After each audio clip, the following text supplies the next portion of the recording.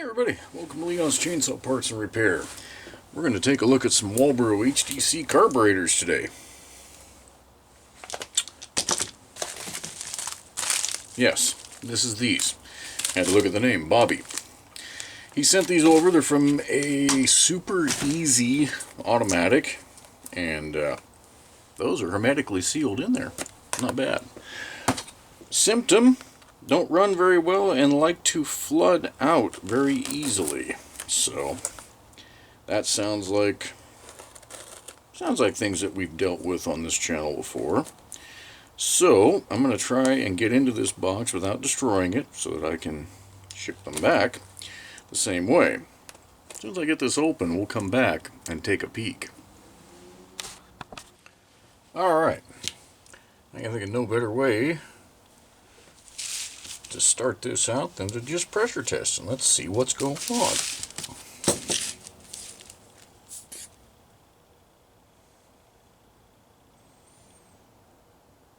Now that holds pressure really well. Almost too well. When I can get all the way up on this scale to 15 psi and it doesn't move at all, I'm suspicious of that too. Oh, yeah, see, I can't even move that.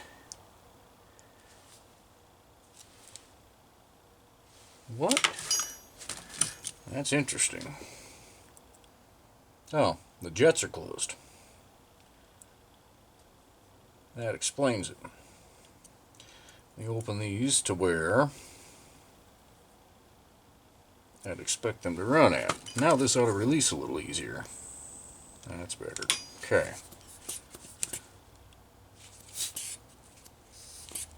Okay, well, there's some leak. There we go. There's some leak down. Okay.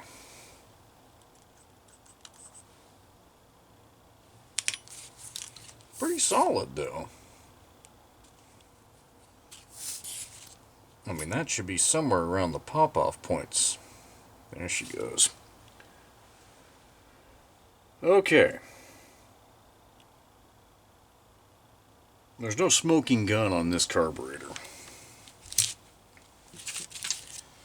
So let's get into it and see what we can see. I'm going to start with the easy side. Damn. Almost had to get a bigger screwdriver.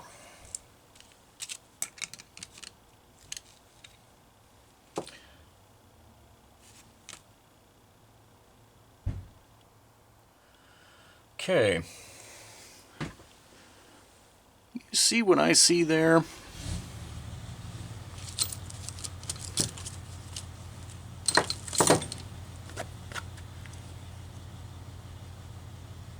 Little bit of moisture there, and this diaphragm is actually glued down.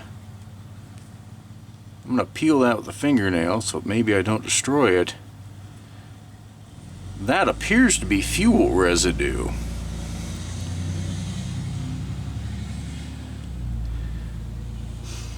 I mean, it doesn't smell stale in here, but look at that. It smells like gas in here, but look at that buildup of K-wrap. Man, that is gooey, and I'm curious now what, yuck. That's gonna need a bath. And our fuel screen is missing. That's the other thing. That's definitely a big no-no there. Huh. Curious what fuel's being used in these, and how long it's been since this particular carb was on the saw. That's weird. I can't place that green color to any oil that I know. Maybe you guys can. Come on, baby. Alright. This nub is still, yeah, I remembered that part of the conversation, that this was one of those kits that had a improper nub height. That's still a little on the high side. It's just right there. I may want to take a little more of that off.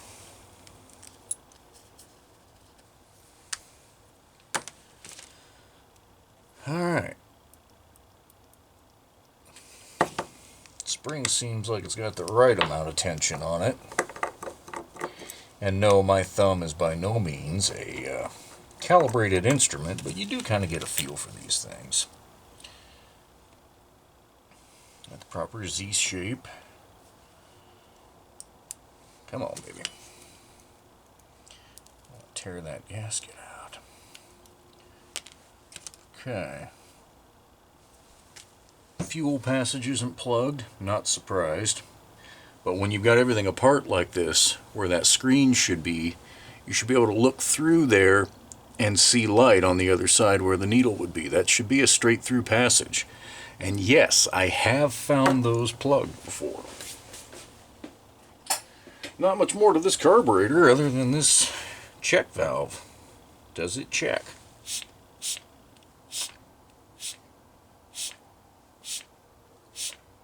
It does check. So, this becomes one of those awkward points where I go, there's nothing wrong with this carb, other than the green goo. You've got your 3 idle feeds, progressive, again, you can see them down in the throat of the carb down in there. Right there. As I open the throttle more, you see more of them exposed. I understand the lighting sucks, but hopefully it's better than what I'm seeing on the viewfinder. Okay, those are all wide open. You can do the light method, kind of hold it up towards the light. You can do the more tried and true wire method. As you guys know, one of these carbs got me, oh, what was that, 4 or 5 months ago. Oh yeah, it's good and clear. Whoops, that wasn't good and clear. So I'm going to double check. That one went through. This one's bigger, yep, yep, and yep.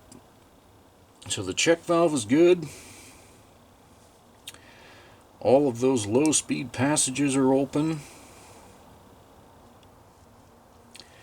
There's nothing wrong in this carb.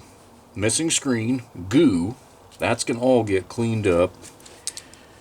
And I'm going to file this nub just ever so slight. It's close. I mean, okay, it's close enough in all likelihood, but because somebody took the time to send this my way, I want to make sure it's right. I am confused about this. Whatever this fuel is and was, that's nasty. That's really nasty. And clean this stuff up. We'll come back. Well, I don't know what that crap was, but that was nasty.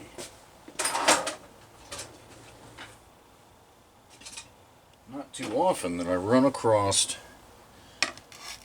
the alleged fuel residue that my old pal O'Reilly's brake cleaner won't cut in a heartbeat, and this stuff didn't want to cut. I'm going to take a little more off this diaphragm nub.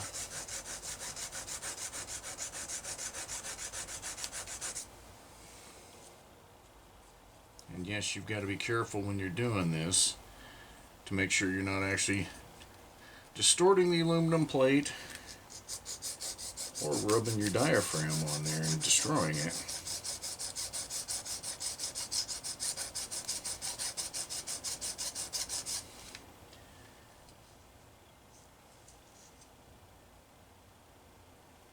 That's ever so close. I ought to quit while I'm ahead. Now, where's the fun in that? Again, the fact it didn't leak appreciably beforehand means that this is more of a dress-up. I'm happy with that. I can definitely live with that. Alright. Where did my little discombobulated out here? This doesn't belong in here.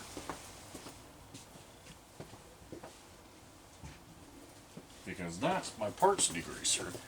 This is my soap water. That belongs in here. Gremlins in my garage. Or just me not having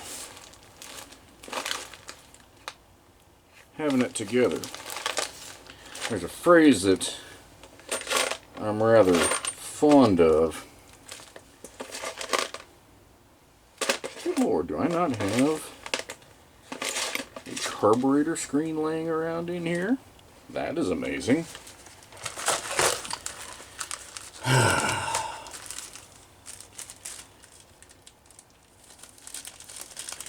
Guess we'll steal one out of another kit.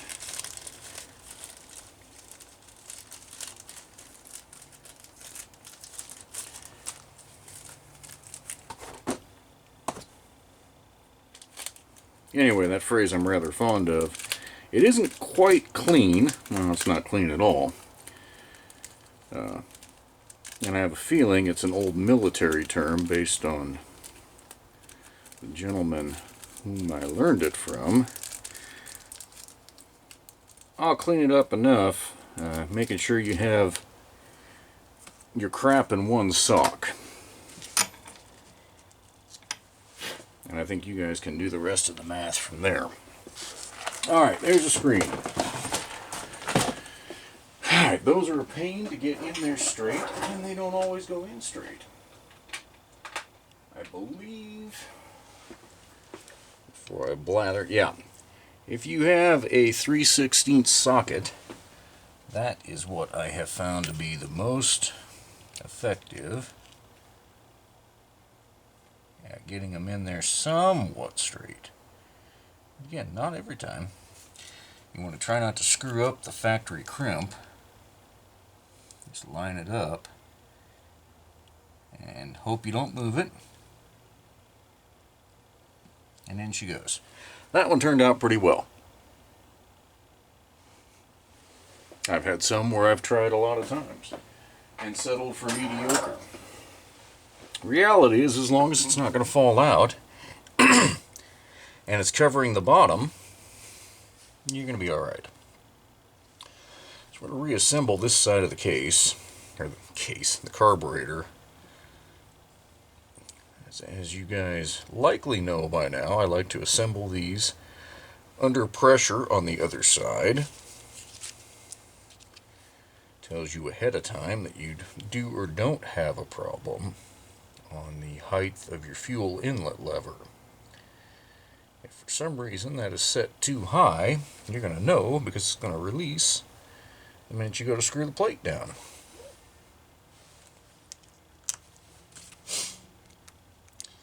Now, you might be thinking, well, dude, what'd you fix? Not much. We cleaned up some gobbledygook. But if this carb truly won't run right, I can't tell you why. I don't believe there's anything wrong in the carburetor itself. And if we get into the other carb and we don't find anything on it either, I'm going to say that there is something else wrong with the saw. And even though I personally don't find it to be common, I'm thinking of something like a chipped or broken reed valve or something like that. Now this is an HDC 4 very early. So it has the non-captured fuel inlet lever here. So you got to play some games of holding it in place, setting the spring in, let it sit upright, and then through some force of magic you line it all up and drop it down in. And then look under there before you go any further and make sure the spring is actually seated where it's supposed to on that lever, and if it isn't, fix it. Because once you screw this down, you're probably going to damage the spring if it's not where it belongs, and you do not want to damage that spring. Straight up, plain and simple. You don't want to do it. Alright. I like to make these as tight as I can without being dumb. Okay. Let's throw the gauge back on it, make sure we haven't lost anything. Because she held pressure really good before. And wouldn't that be a pain if it didn't now? Rock steady.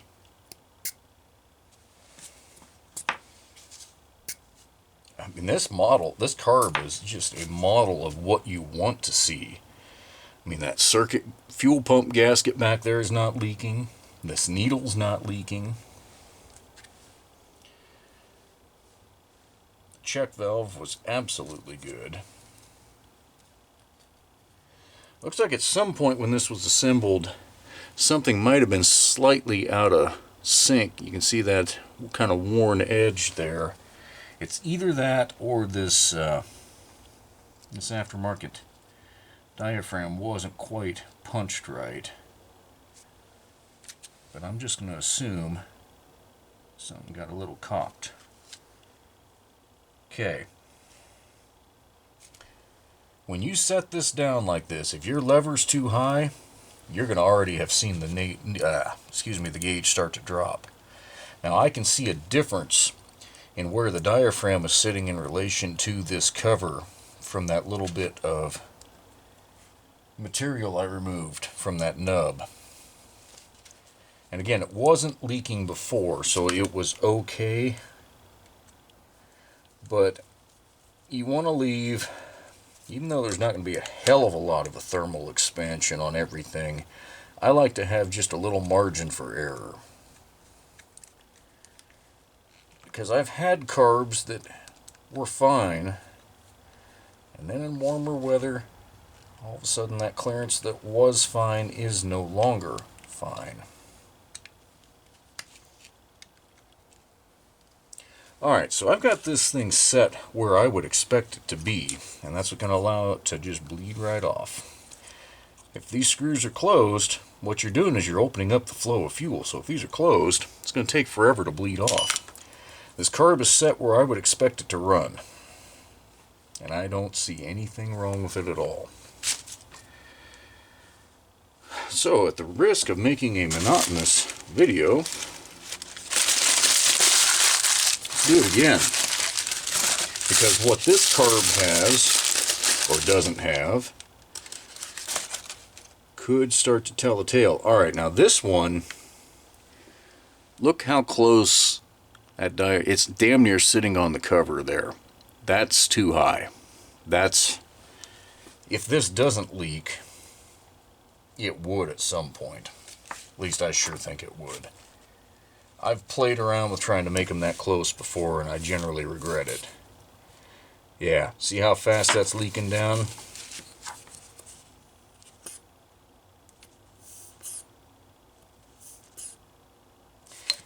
So if there's ever any question about that, we'll just loosen these screws and we'll test again. Now it's possible it's a cold enough day that that won't be enough.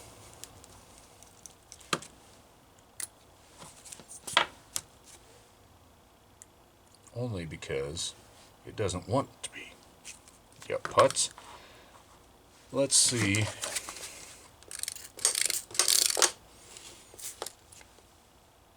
No. It's definitely all in that needle. Oh, no, there's a little bit. That's pretty common there. But that doesn't account for how fast that's dropping.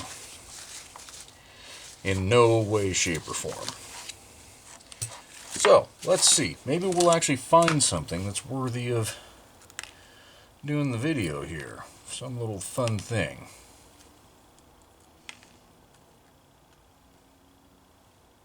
Oh yeah, look how high that is. That's not right. But this diaphragm, that looks right. It's just the actual lever itself is set too high. But let's see what else we have. Where are you leaking? Oh, it's leaking in there. Okay.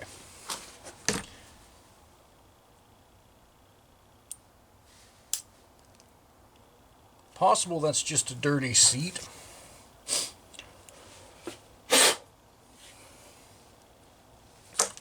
But we're already here. Let's go through everything.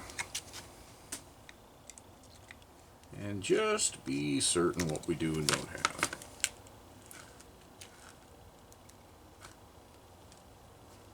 I'm happy to say, so far, I don't see any of the green goblin goo.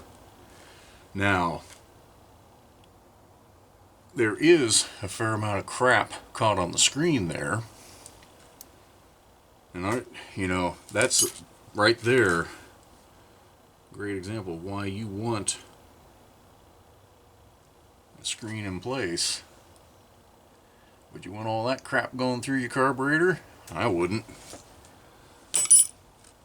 I'll clean that out a little bit better, but just that little bit right there, scraping it in a quick puff of air, got a bunch of it gone.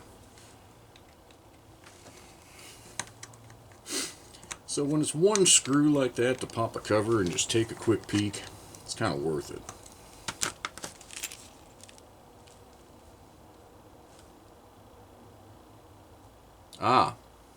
Well, I can tell you why this carb doesn't run right, or didn't.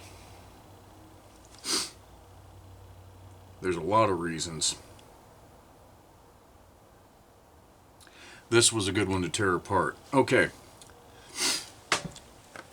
I got to dig back into my video history of these HDCs, and it's in this playlist, okay? Tells you which gasket to use in there. Does that look right?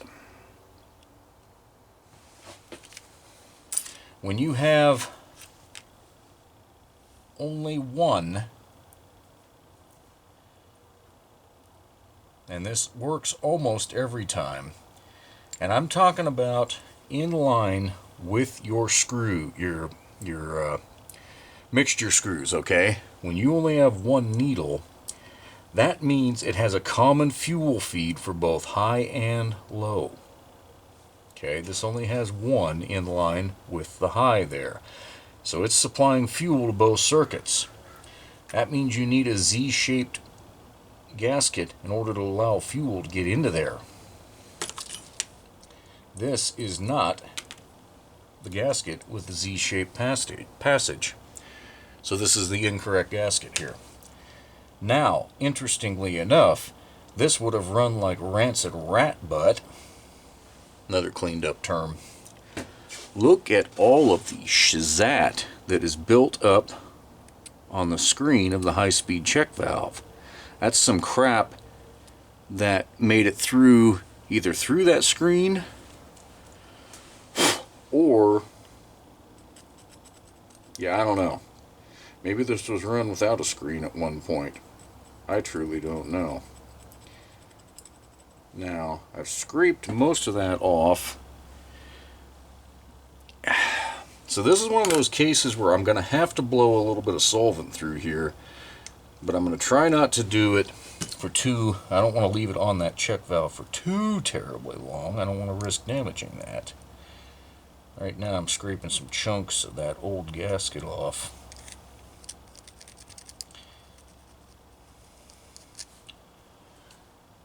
Yeah, I want to make sure that screen is clear.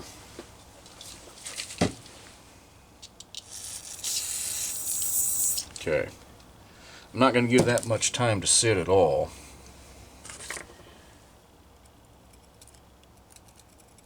That's good enough. I'm going to go over to the air hose and dry this out. Okay, I got a little careless with the air hose there. and blew the newly cleaned screen to I don't know where. So, therefore, I got to practice my technique one more time today. Alright, let's check this check valve before I forget.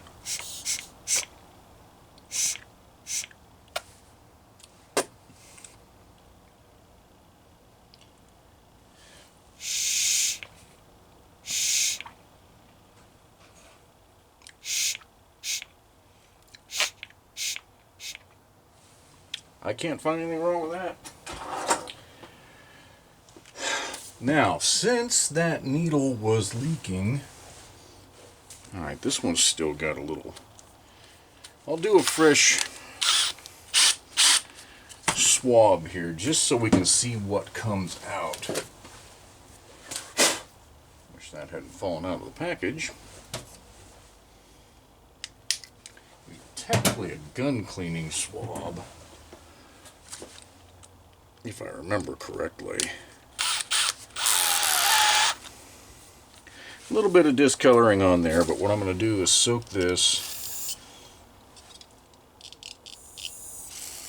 with some brake clean.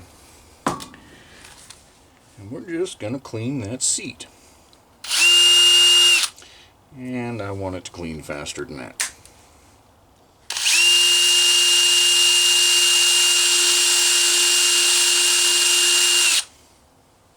Okay, not terrible.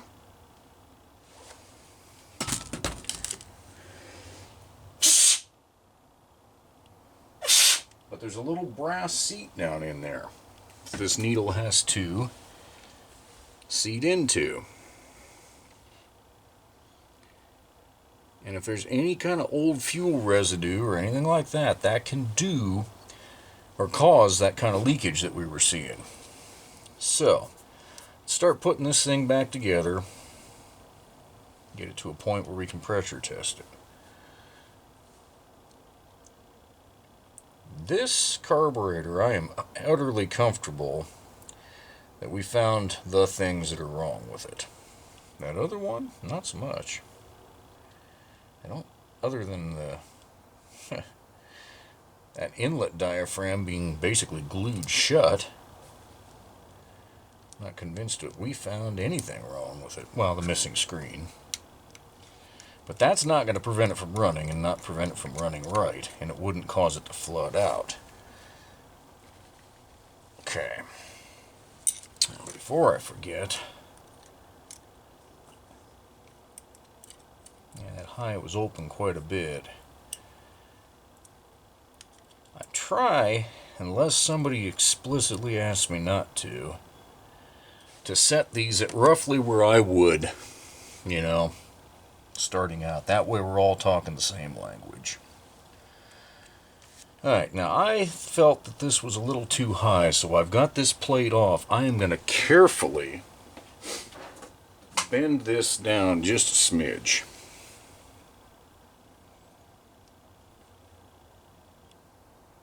Okay.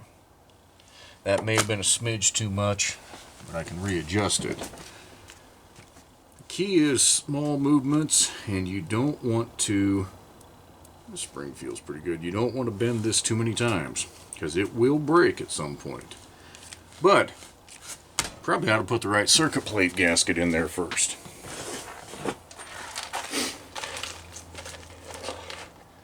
That absolutely will prevent one of these from running right. And I have a ton of spare non-Z-shaped gaskets. So those are the ones that I never use. There we go.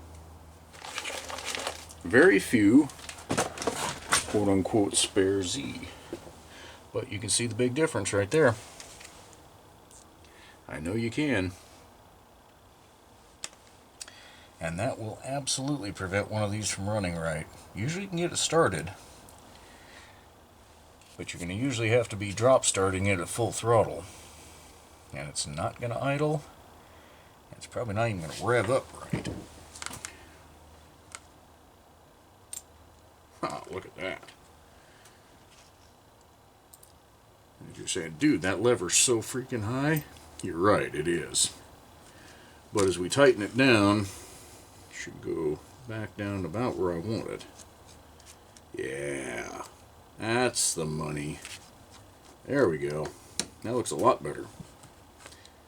Maybe a bit high.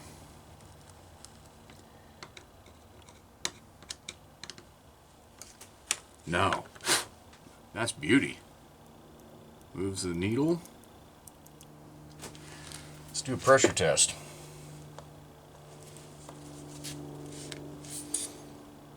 That is nasty. How? If that needle is still doing that.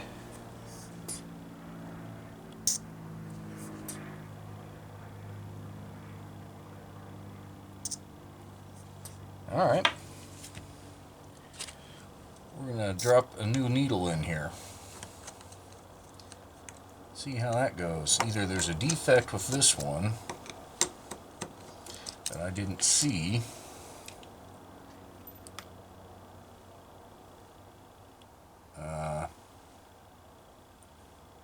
I didn't want that to happen.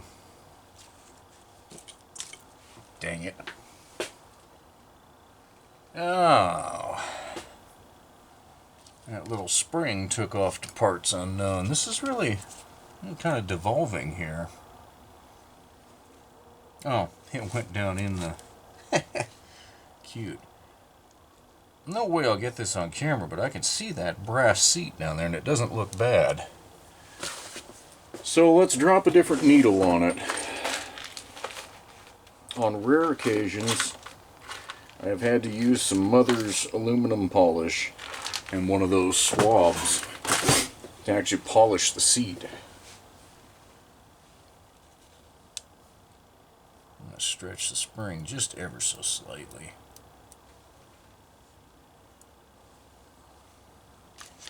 And we'll give this another shot.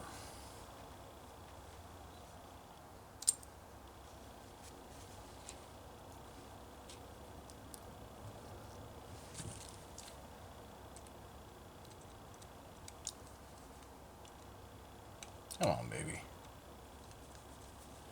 Line up and start.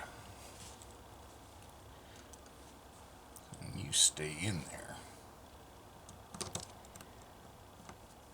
Just cold enough. Not to be totally miserable, but enough that my fingers aren't working quite right. I'll be damned. What is it with you? Got better.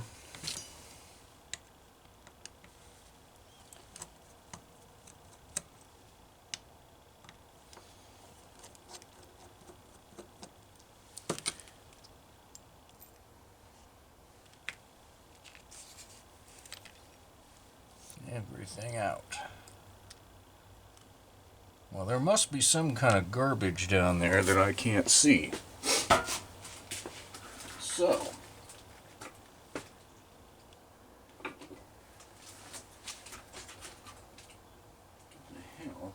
there it is. This tub has seen better days, but you sure don't need much. Just a little bit.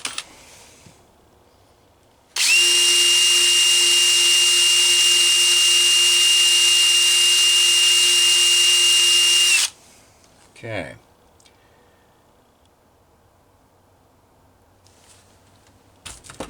Now the bad news is, in order to flush all that out, you got to take this cover back off.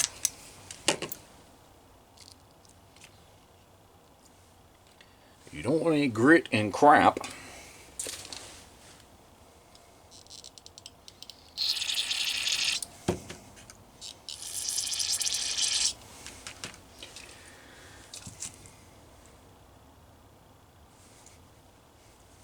Try not to blow this screen away.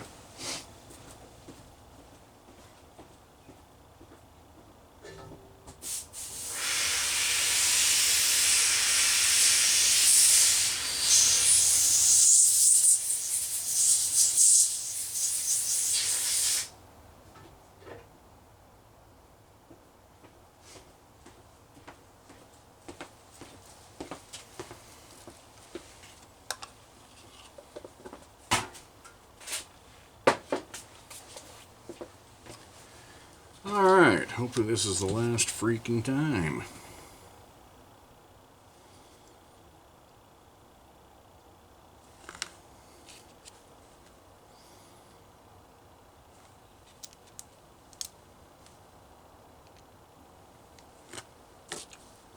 There's only a handful of carburetors that actually need that kind of level of cleaning, but if this one had some really dried up fuel in it, or ran forever without a fuel filter, I suppose. God, I hope that works. Looks shinier down there.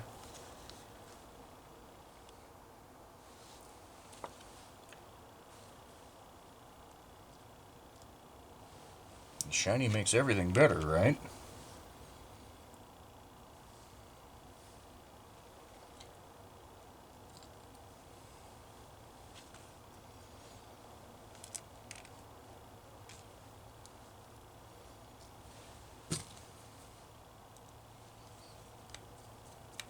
Come on, baby.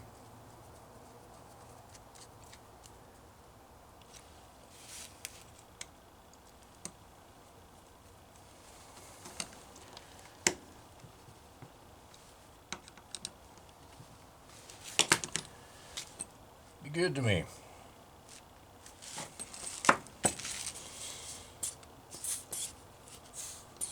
Alright. Something's going on here.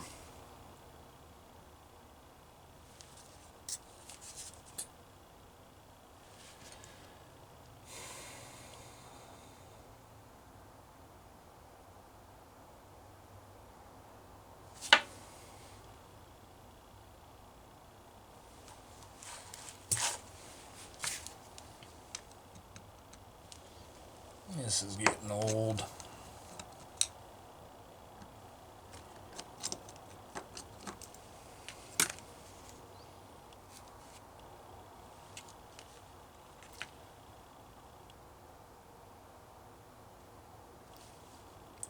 Alright, spring.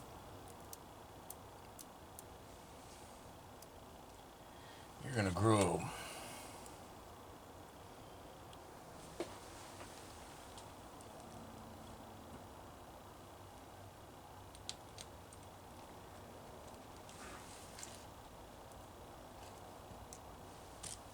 Seed is clean, the needle's new. There is no excuse for leakage.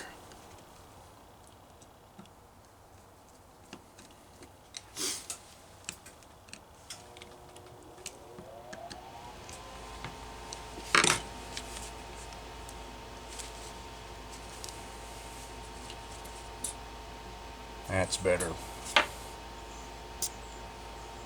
Much better. I don't mind leakage at that height.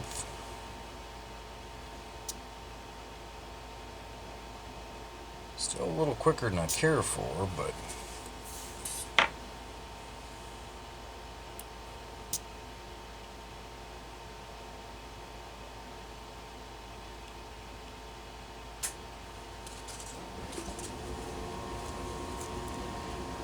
it always baffled me why some of these carburetors can go rock steady and others just won't. It's definitely more that won't than will. Okay, I can already see that the new height of the arm matches up a hell of a lot better. Even with that spring stretched a little bit, the pop-off point is still fairly low. Somewhere, I'm going to say between 6 and 8 pounds is somewhere where that is going to leak pretty good. Good thing about a lower pop-off, you know, we all want these rock steady carburetors because we don't want any chance of leakage when it gets hot, but that's going to make it a little tougher to start. Extra pull or so. Keep that in mind before you go reefing on a spring too hard. Yeah, we should be good here.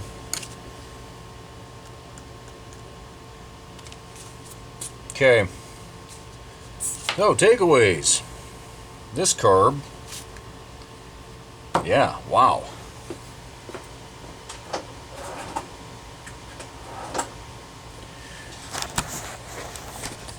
This last carb, that wouldn't have run for poo. Wrong gasket, plugged screen on the high-speed check valve, and a decent amount of crap on the inlet side. So all of those things together, this carb, this is the HDC 44, this would not have run good at all. That other one, before it glued its flapper valve shut on the fuel inlet side over here, I think it would have been okay. Alright, this box reeked of gasoline when I got it open, so I'm going to let it sit here in the garage for a couple days and air out before I send them back to Bobby. But more HDC fun. This is a little more involved. It is definitely worth your while to get some of these cleaning swabs. You can use a regular Q-tip, and that's what I used to do until a very kind viewer of the channel sent me a bunch of these actual cleaning swabs. They don't lose as many fibers. They don't shed, basically. So you can do some more fine cleaning. I've got enough of these needles. I'm going to send this one to its grave. I don't think there's anything wrong with it, but I don't want to take the risk. So, there we go. Some Walbro HDC fun. Catch you guys in the next one.